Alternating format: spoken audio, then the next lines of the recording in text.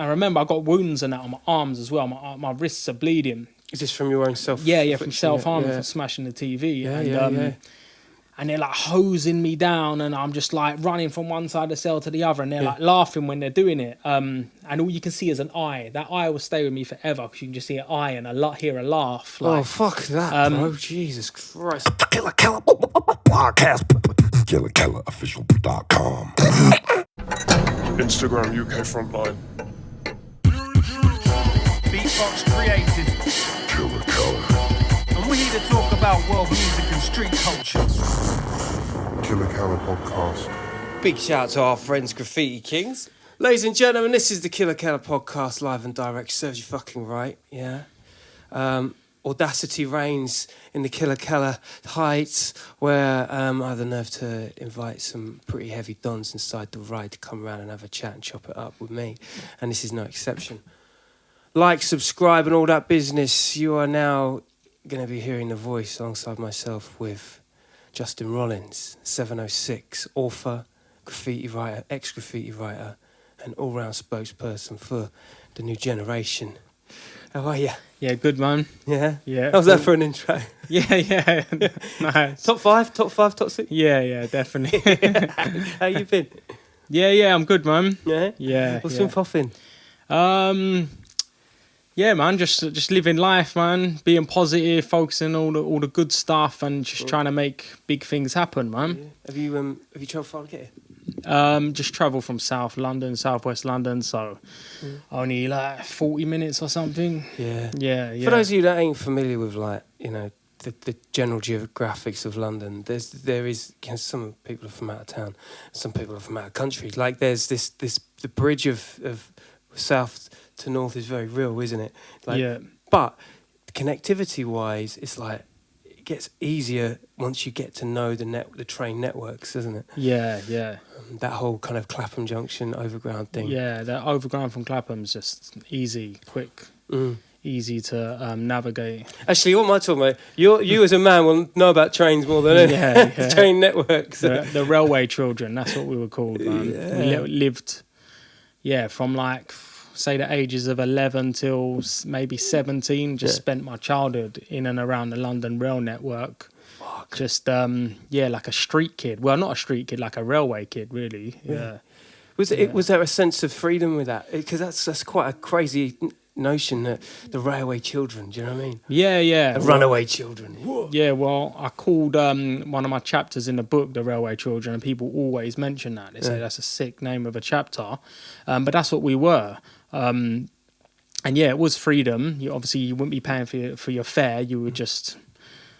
Yeah, it would take you anywhere, and then obviously if you go onto the railway tracks, it was more freedom. It was peaceful compared to the hustle and bustle of the railway. Or say you've been out painting at night, you've missed last buses, last trains, so you're like, right, I'm gonna walk the railway back. It was a lot safer being a little kid than walking the street because. Oh, that's cool. I always point this out, like, people don't realise, like, when you're a teenage graffiti tagger, writer, artist, you could be at 13, 14, 15. We started off really young, and you're out there on London streets, and it can be dangerous, man. Like, weird people are around when you're a child, man. Like pedos, nutcases, just the wildlife and the scary side of London comes out at night. And then if you're a little guy just tagging along, man, anything could happen, man. So going onto the railway,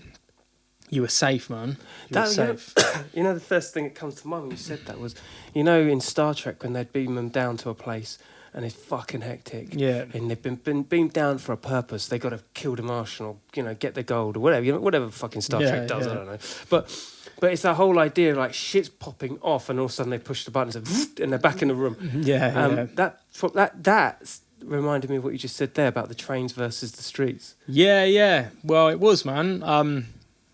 Like, just being on the track, and that you're safe. You often obviously hear the hissing of a train and to move a certain way or move to the side. But I remember I was in Wimbledon train depot. Like, I was probably about 14. I was trying to find somewhere. Strong depot back then as well. Yeah. I wasn't painting, didn't have any paint or anything. Me and my cousin, we were just sleeping, basically sleeping in there. And we kept on going from one train to another. So, right, we found a little first class cabin. And the first class cabins back then, they had these little cushions with like pink silk covers on. Yeah. We were so cold. We ripped off the curtains. We had curtains as covers, and then we were like, our ears were cold, so we took off the silk pink cushion covers, put them on our head, keep our ears warm, right? But it was still cold, so we're like, right, let's try and move to another train. So we just kept the new pink silky hats on, and we pushed the blankets up our tops. Yeah, so we obviously look like we're overweight. Climbed out of the train. Now we're back in the yard, and we're walking in between.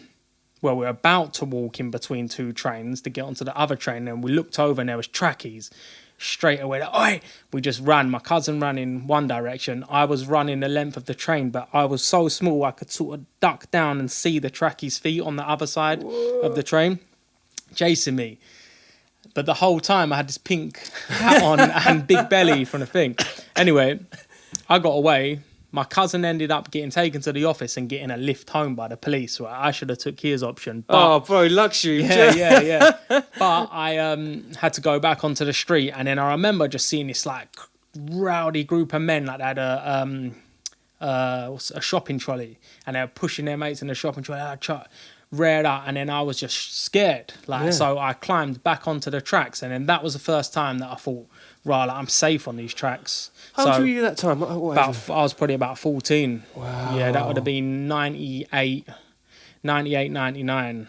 Yeah. It's mad, that era, that time of your life. I remember getting mugged on a train, and these things stay with you because they're it's not like branded in your head as like a life lesson. Well, it is actually. It's like, well, I'm never fucking doing that again. Yeah. It's like it becomes a pattern, doesn't it?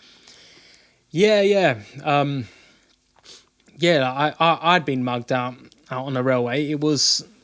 I found graffiti through travelling into London with my grandparents. I must have been about 11 years old. I was quite a disturbed, looking back now, disturbed and destructive kid. And my grandparents take me to Central to go to a museum or something, which I just had no interest in. And I was looking out of the window, and I saw like a abandoned, like battered, rusty old train carriage. Can't remember where it was, and it was just battered in like colourful signatures. And then 11 years old, I said to like my granddad, like, oh, what's that, granddad? What's that, like, excited? And he was like, that's criminal damage, vandalism, like graffiti. And then I was just like, it just hooked me. Like, I couldn't get it out of my mind. And then went to school, and I was in junior school. So I was like, 10, 11. And I remember stealing this was a few days later, and I stealing the teacher's whiteboard markers, not realising that whiteboard washes off in the rain or by water. So I took that, and then it's crazy. I made up my own crew at like 10, 11 years old, and it was called MFP, and it stood for motherfucking prostitute, random. And I was tagging up this white bridge, MFP. Come back 2 days later, it was gone. And then realised I'm tagging with a whiteboard marker. And I bet back then it took a lot of balls to do that. I was like, I'm doing it. Yeah. Just to write on some bridge, man, like a proper, like what you would class as like a toy, but you've got to start off somewhere. Do you know what I'm saying? Right, and that's how graffiti basically got me. And then it just started developing, and like where I just feel like what you put your heart into, you'll finally start attracting into your life. So, I just want to put the frog there for you. See? Yeah. Get the frog there for you. All right. All the energies. Yeah. So I started, I created a tag, like my first tag was FES, and I was tagging... FES? Yeah, FES, and I started like tagging the local alleyways, and it wasn't long before somehow I bumped into other kids that were tagging, and then they were a bit older, they're a bit wiser, and they taught me you got to be like hitting your local train station, and started showing me bushwhacking and stuff, like bushwhack the train, the Victoria bound train, write Fest on the side of it, and then it would be taking your tag into London. Is this intel? Like, what is bushwhacking? Bushwhacking was like basically the bush part of it is you're hiding in a bush, train pulls up, you jump out the bush, you bushwhack the train, spray your name on the train. Gotcha. Obviously, if the train's staying there for a little while, 5 minutes, you can get a quick dub or something on the side of it. Yeah. So you would hit the Victoria bound train and it would pass through like a little kid, 11-year-old kid from like Sutton area. And then it would go straight into your nerve centre. Yeah, and it would go to Clapham, and then other people would start, and then that's how you start getting known. Well, at that age, obviously, till I started branching out and heading into like deeper into South London and Central London. Just going back to what you were saying about you made up a crew. Did you have aliases within that crew that you were defining as other characters, but it was all you, or was it just you? No, that was literally just me. You. That was just my first thing. But I mean, with regards to the 706. I mean, I know we're coming on to that, but what is it? What's with the number thing? The number thing was literally, it was about 98. I'd got into Graff now. I started to learn, obviously, inks, paints, racking. Well, racking was more old school. We would call it raising. Plots, going out into bumpkin territory, country area to steal your paint. I'd basically learned the basics of graffiti. And at 98, there was... a crew around called WK, Who Cares, from the Kingston borough, and I was hanging around with them at the time, and I was skipping school. I couldn't like focus in school at all, so we was in history, and we was talking about allies that England had in the World War. So. Allies, and I thought allies, that's an alright tag. So I was spelling it ALIEZ, allies, or ALYZ. So then that was my tag.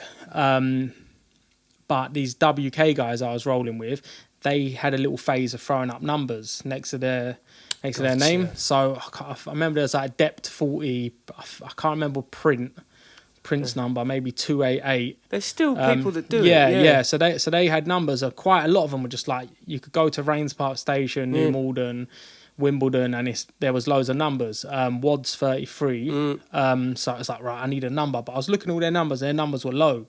So I just randomly choose 706. But without another name, it was just that. And then I thought, you know what, this stands out. So there's like Print, Learn, Yonder, Vids, and then a 706 dub. So, bro, that was my kind of era, bro. Yeah. Like, I think you guys represented like my generation of like, I remember seeing Vids.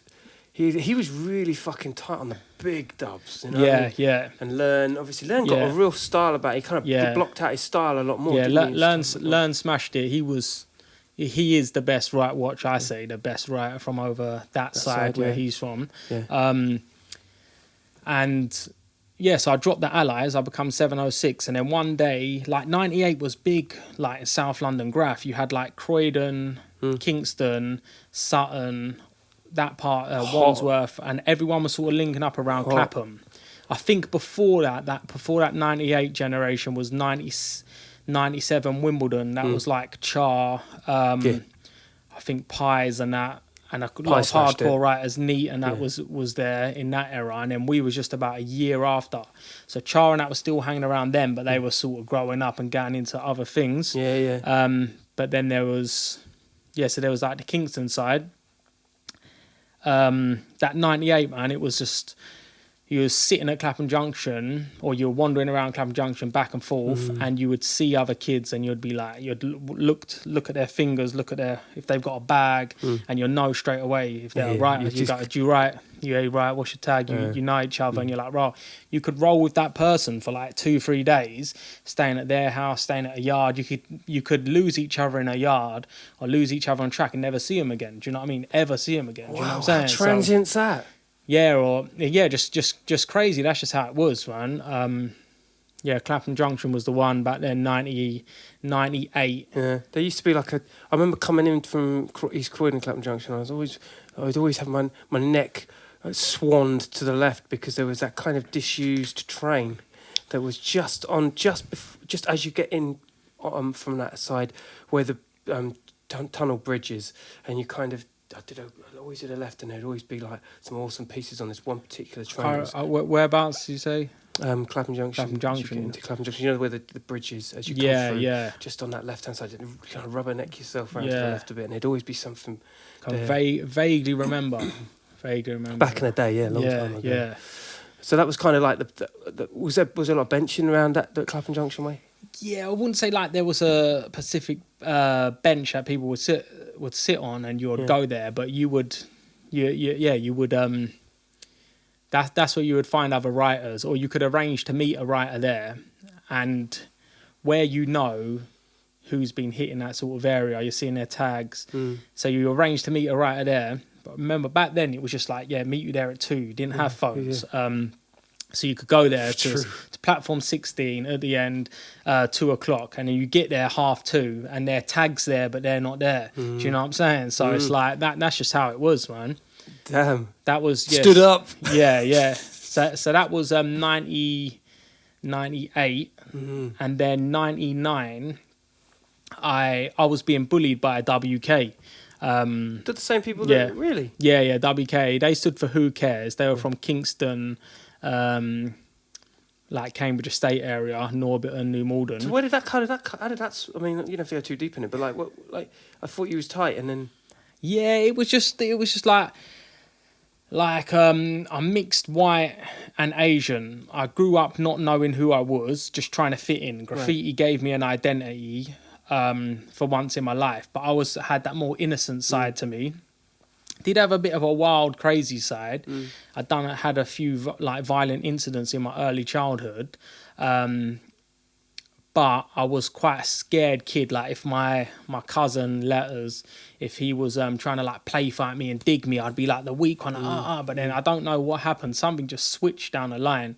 But yeah, so WK was bullying me. I moved. Well, I was living in Malden area then, the first stop on the Northern Line, and I thought I can't go over that area. My cousin Letters lives over there, and I always was like scared to go over that way, in case WK caught me. And then I was just at a local station like Malden area, well, St Helier station, and I see a guy looking at see the paint stains and stuff, and then I said, "You right?" He was like, "Yeah." It's like he was Spy at the time, not the proper Spy. He was just like this guy Joe who became Bath, my best friend. Baffler, but he wrote Spy at the time, and then he soon switched it to Bath. So I started writing with him, and we're like, then I'm growing, I'm thinking like, I'm hearing that the best places to write or you gain most respect is the underground, and we've got an underground station right there, so we can just shoot off into London, hit the Northern Line, hit Malden Tube Depot. So Bath was teaching me those things, and then he had a couple of friends from school. One wrote Nemzar, the other one wrote Ches. They were from Mitcham. So then there was 4 of us, and then we were like, right, let's start a graffiti crew. So we would listen to Bone Thugs and Harmony, and one of their songs was called Wasteland Warriors. So we created WLZ, Wasteland, and then a Z for the end of Warriors. But after we were spraying it up, WLZ, and then after a couple of weeks we changed it to WZ. And then my cousin come over, a few other guys joined us, maybe about 6 of us, spraying WZ around Sutton Borough. I get where you're coming now. Yeah. And then it started getting lined out by WK. But we weren't thinking, this sounds too similar. We're just kids. We ain't thinking that deep ahead. And subconsciously there's an influence of like the people's surroundings, I guess. Yeah. So then you had like, if you had a map of that part of South London, you would have like Malden, Mitcham, Tooting, Sutton, like Wallet and Carshaw, and that was like WZ territory. And then you had like WK were like Kingston, Norbiton, New Malden, Worcester Park. Right. They went out a bit further. But then like the boundary was like Cheam, Wimbledon and Rains Park. So there was, I can see that. I get you. So there was some kids from that area. They was in either crew, or they would cross both crews. Wow. And yeah, that's where that became like an area where you could clash. So someone was sending messages over saying like, tell sevens, you better stop, or seven, I wasn't sevens then, tell 706 to stop writing WZ, they're lining it out. But where I was with my friends now, and I felt confident, and I didn't like WK because of the bullying stuff, it was like, I can't exactly tell my friends, right, sorry, but we got to stop writing WZ. So then we're lining back, and it was just fun. It was just tit for tat fun. But then obviously it turned darker, and then violence started happening between both crews. Yeah, and this kind of opens, I mean, we'll call it a chapter, because this is where really it gets into like a more violent affiliated kind of mindset, doesn't it? Yeah, well, we started marking off our territory, like WZW. Like, I don't think that had been done before in sort of London graffiti / gang. Like, you're actually marking off your territory. No, this is our territory. And there would be buses like battered, like a bus that say went from Sutton to Kingston to 213. It would have layers of WZ and WK graffiti with messages and lines going through. But I kind of remember that. I can remember that. Yeah, and we thought it was a good idea that the bus, the 213, it goes straight through their area. And remember, we're street kids, we're on the street, so getting onto 213 buses and doing a massive back to front WZ on the front windows. So when they're in the street, see this thing New rolling Malden, Cambridge, looking up, and it just says WZ coming through their area, and then they start sending it back. It's funny when you look back on it. Oh yeah, I mean, it's you know, a lot of commercial brands could do with like that kind of. Do you know what I mean? Yeah. Taunting the public. So I was saying before that a few kids were on the border, and they were either friends with WZ or friends with WK. So we knew a guy. He was on the border. He went to school in their area. And he was saying like where they hung around, and there was another crew. It was more like a street crew. They were called Shadow Crew, and they were from like Roundshaw Estate in between Sutton and Croydon, and they had a fight with WK at a party in Cheam. Damn, this is some gang shit. Yeah, and then we were friends with them, and they had come down to Malden to hang around with us, like WZ. So SK sort of was abolished and they became WZ, so now like the members are growing, and they had this beef with WK. But I remember being I was probably 14, and like SK were a bit more rowdy. Like a couple of them, or a couple of their older brothers, cousins, would use knives and stuff like that. And I was out of my league then, right? But then I was taking like, no, this WZ's my gang. Like, to think of it, just a little boy shouting his mouth off. So I'm trying to impress these guys. And this is where it's literally that whole peer pressure thing is real.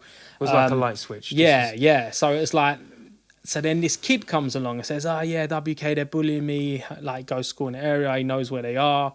He knows where they hang around. And then I'm shouting my mouth off saying what I'm going to do. Let's go there Friday. Going to do this.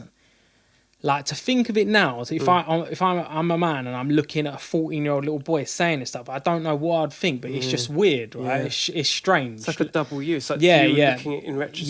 Yeah. It's a strange thing, right? The ghost of... Come Friday, I'm in Malden and I'm around the back of the station, and SK turn up, and then all these other kids will start turning up. And then it's like, oh my God, this is real now. I have to go. And then there was a crazy kid from our area, because WZ was growing and we was attracting all the crazy lost sort of kids from the area. And there was a guy, Crazy Steve, we'll call him.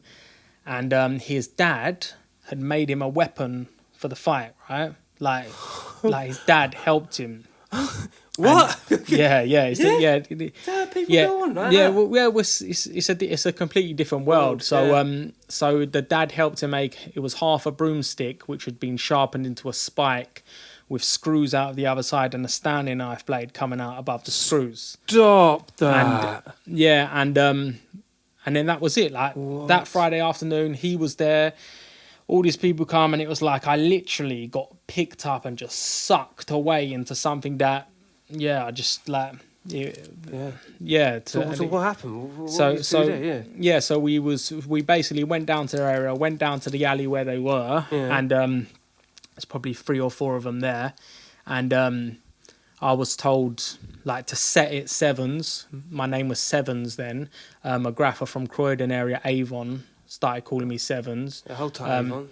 So yeah, I became Sevens, and then there was like set it Sevens, set it, because I'd been shouting my mouth off the whole time. I didn't think I could have easily slipped to the back and just watched what they're doing and think, fuck, I need to get out of here. But I had to hit one of them with a piece of concrete and round the head, and I was cool with this guy. I'm not going to name his name on here because what I'd done, obviously, if I could go back, I wouldn't do it. But yeah, I had to hit him with a piece of concrete. My friend Crazy Steve pulled out the weapon and he was hitting someone around the head with a broomstick with the screws. And then I think somebody got stabbed. And everyone just ran in different directions. Wow. And then we got back to Malden, and everyone was coming from like different buses. Some people had made their escape to Wimbledon, come down to Malden, or buses up to Cheam and down. And then everyone was like really hyped and adrenaline pumping and stuff. And then I literally just didn't really think anything of it. Didn't think anything of it. Like it was, it made me feel like good that all of a sudden I was with a gang. Yeah, your team came. I was with a gang. Almost. Yeah, but then it came to me as like he arranged it. Like he's the person to look to. So all of a sudden I got this responsibility from these other kids and stuff. Like he's the one to look to lead us basically. So I went from that skinny little child being bullied and teased, and I was quite like innocent into that lifestyle. To a place of authority almost. Yeah. And then WZ. Those violent attacks started going on with So it didn't stop there. This became not just with WK, but with other gangs and stuff. Because like I've said before, that when you're doing graffiti, you are you're not like a normal gang. You're traveling around. So there could be, say, a street gang in Tooting, they call themselves Tooting Boys or something, for example. And you're a graph crew, you're graphing and you're stealing and you're in that area, and then they're like, what are you doing in there? And then you'll find them. So you could come into contact with different sort of street gangs all around the city, because as a grapher you're traveling around writing your name. So yeah, that's where WZ became, and then we started calling it Warzone, because that's what we was creating. Wow. But so then fulfilling almost, like now this is really what it's become. Yeah. Did it ever override the graph activity, or was it one and the same? No, it definitely overrid it. Really? The graph that summer, I think, was when WZ started becoming really known, and we had quite a lot of writers would come down and chill with us. So like round the back of Malden would become like a writer's bench really, because you had everyone coming down. Croydon writers, all sorts of writers, from all over that around South. Like about one of my old friends, he'd come down Wandsworth way. Bimbo was with about. This is crazy, by the way. Yeah, like, Zonk, Mood. Yeah. Cooper, Leak. Rest in peace, Mood as well. Yeah. Loads of writers would come down, and would chill with us. Gusto, come down. Gus. Yeah, sounds to me like your stripes that was earned. The danger aspect of like association, and it kind of. Although, like you're saying, it outweighed the activity of the graph, it heightened the credibility of the graph. But the graffiti, if I come to think of it, none of WZ came from like wealthy homes or like we weren't like, we wanted things like you hear that it's like stereotypical. We want like I'm poor, I want a nice pair of trains, all this rubbish. But we was taught by older graffiti writers. Some DDS writers, how to steal, and how to steal trainers and how to steal clothes. So when that graffiti turning into sort of a gang mentality, we took that graffiti thieving side with us, and then became sort of a street sort of robbing gang with a graffiti side to it. Do you know what I mean? Yeah. But we also took that rowdy mentality into. We wasn't ever a graffiti crew that went and toured London going in different yards. It was like Malden, this is our area. Malden yards there. We can go in there when we want. We can chill in there, smoke in there. do what we want in there, and not feel threatened or anything like that. And paint the Northerns, and they were the old Northerns. I think they were like 1959 stock. The old, the grey business. Yeah, like, they were the with classics. Yeah. Like, and then people like Char taught me barbecue blacks. I think it was Plasticoat barbecue black. He said, "Yeah, use that on your Northerns." Yeah, so using it, and 3-4 days later, the dirtiest stains, man. And that's when. Wow. Yeah, and then I can't remember who was really up the north end. I don't know. There was like Alien, like Gobs. I don't know. Alien Gobs. I don't know if not Alien was Gobs. I can't remember. Alien got. Who else was there? I think Necker maybe was painting. Necker. Was it Enzo? Yeah, Enzo. He was the king of the scratches. Yeah, scratch. I think Chuck 101. Yeah, Voms. He used to write Vomit as well. Yeah, I remember that. Like Meffa, that was like that was the guy I looked up to. Yeah. He was from Sutton. He was a big FDC. G back then as well. Yeah, he was sick, man. But Chuck was the one for me. Chuck 101. I remember like climbing through Malden's shed and going deep into the shed, and it was just like who could go the deepest into the shed, and then going around the corner and there was just like this tube sitting on its own with Chuck's rat throw up. Just staring at me, and it was just stuck in my head, and it was like, oh my god, this is where I want to be. Do you know what I mean?